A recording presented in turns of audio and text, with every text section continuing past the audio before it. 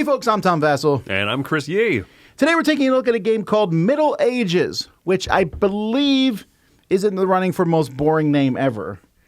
I'd argue if I could. I can't believe this is the one they went with. And the thing is, I think the box cover looks nice. It's a little stained glass window, and the game is nice enough. It's a remake of a game called Majesty, for the Realm. Which is I remember when that first came out, it was like, from the designer of Splendor. Yeah. Marc-Andre. And it did okay. It's in our library, the Dice Tower library. I think it's a fine game, but... Yeah, it didn't make too big of a splash. Obviously, Splendor still stands the test of time. That's the successful one. But I'm glad that this one got kind of not just reprinted, but reworked a little bit, actually. Yeah, there's some changes to it, some decent changes. It's still the same sort of game. We're not going to get into that. If you really care, you can go back and watch the video for that one and this one to see the differences. We're talking about this as if you've never seen it before, because this is a game you should check out from Studio H. So let's talk about how it plays. The base conceit of this game is in taking these tiles. There's going to be 16 rounds in the game. After each 4 rows of tiles, one of these cards, which is a special effect, will happen. At the beginning of the game, players are going to place their horses here. And what you do on your turn is pretty simple. You are going to take your horse, you're going to place it on, the first person here will place it on any tile here, and then they will take the tile that they were on and add it to their tableau. Then yellow might go, taking this one.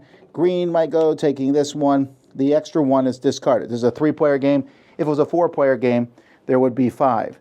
You're then going to draw 4 more tiles for this row. And they all have numbers on the back of them, so you put them in order, ascending order, and then you flip them over. And when you get to the bottom row, you'll just go back to the top. When you take a tile, you're going to slot it into the appropriate column. You can see this here is a wheat tile, so it goes in the wheat column, but you also won't mess it up because they all have different puzzle piece shapes. Once you do that, you take the special action of that tile that you placed. This one gives 1 coin for each person icon that's on your board. So if I had this tile here with a person icon, I'd get 1 coin. The windmill tile gives you 2 coins. You steal 2 coins from every other player who has less windmills than you. The house, sometimes you're going to have destroyed buildings next to the board. The house will let you bring back one of your destroyed buildings and add it back to your columns. The tower here is going to help protect you, but also you get this wooden piece and you can place it up here on a future tile that's coming out, and only you can go to that spot unless you go to a different spot, then anyone else can go there. The market here gives you a point for every treasure chest that's showing. This attack area will cause everyone who has fewer towers than you have of these attack areas to give you 2 coins, and they have to take their lowest building and destroy it. The church allows you to add a coin piece to the bottom of one of these columns. And then finally, the palace area here allows you to add a symbol from the leftover symbols to the bottom of one of these columns. See, not only do you get to take the special ability of each of these spots, but you're also going to get points. This one gives 2 coins. Coins are points. 2 coins for every wheat tile you have, 2 for every windmill, 2 for every green and blue. So if I play this one here, I'm getting 2, 4, 6.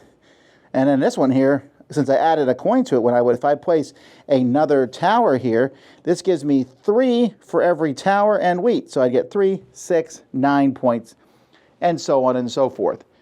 You're going to keep doing this, and at the end of the game, you're going to score all your points and see who wins. Now realize after each round, like I said, there's a card. Like this one here gives a point for every treasure chest you have. Some of them are negative and can destroy buildings or cause you to lose coins for having things. And also at the end of the game, each incomplete column where you have nothing in it, you'll lose 10 points for. Whoever has the most points is the winner.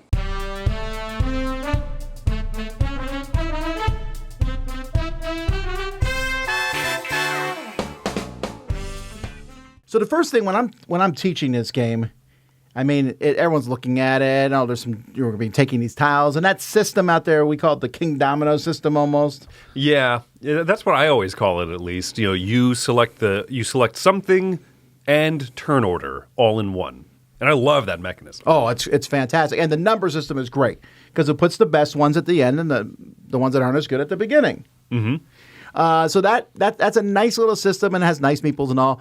But when I first teach it to people, the thing that they're kind of thrown off with is the bit of the take that feel, because there are windmills that are everywhere. There's lots of windmills.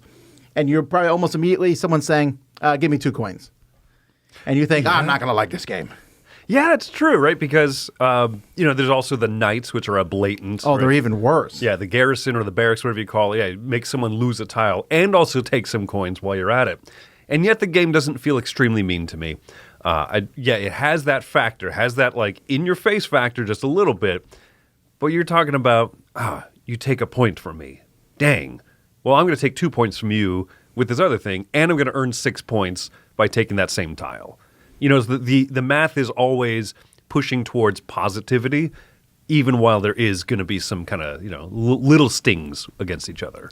Yeah, the blowing up the building is probably the worst one. The 2 coins, after a while, on turn 4, you're like, I don't care. Take 2 of my coins. I just got 16. Right. But losing a building hurts, even though you don't lose any points from losing a building necessarily. Mm-hmm. It just, you're losing future points. Real quick aside here, I love this production so much. The puzzle pieces of how you put the castle together, and then the visual aspect. I just wanted to build, I still haven't done it, but I think this would be a fun one to build it all the way up. To just show every tile in the game. Okay. As a picture. I think it would be, it's really cool. I think that the game looks better component-wise and stuff than the cover lets on. I don't even think it's a bad-looking cover. I think it's a bad mix of Middle Ages and this particular cover, right? I think that And the white box, yeah. Yeah, but once you see it on the table, it looks neat. I love the knights that you place out for the tile selection and turn order selection. I think that it looks great. You puzzle piece of stuff together. They idiot-proofed it, right? Where you cannot put the tile in the wrong space. You cannot, because the tiles are cut that specific way. And yet that's nice. They fit together well. I'm not worried about, these tiles don't fit together. They match pretty nicely. Yeah. And I think there's good strategies to the game. So taking the expensive, not expensive, but the last place, the churches and the palaces, can really get you points later on. Yeah. The early stuff gets a lot of points, gives points to other things. You can attack, but defensive is just as good as a strategy. Mm-hmm. And it has the feeling of a filler almost. It says 30 minutes on the box. It might be slightly longer than 30, especially if you play 4 or 5 players. Yeah, I agree. And if you play with, some people are going to really sit there because you see 4 rows worth of turns all at once. And some people I've seen it really bogged down. This should not be a game that goes over an hour. I have seen it happen. I've played it, and I still had fun. But yeah, if you can kind of churn through it pretty quickly, I know some people don't like the term filler. It's fine. You know what I mean? Like one person's, this is going to be their target weight game. They are going to love it. Yeah, and for another yeah. person, this is going to be the thing they play in between Lacerdas. That's fine. I think it fits well for both of those. Yeah, so there's not a lot more to say about it because it's pretty quick. I think it scales nicely if you play with 4 and 5.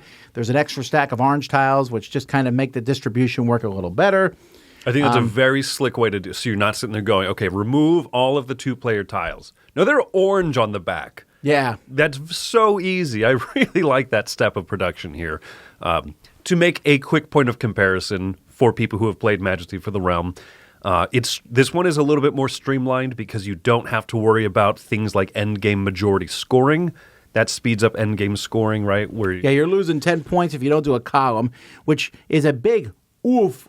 It's easily avoided, right? You can probably get everything. Maybe you might not get a church if everyone else is going for churches. But you can also ignore it. And in the last game I played of it, I did ignore it. And I lost 20 points. But I still almost won the game because I just didn't care and got a lot of points other ways. Yeah, I think you were behind by like maybe 6 or 7 points or something.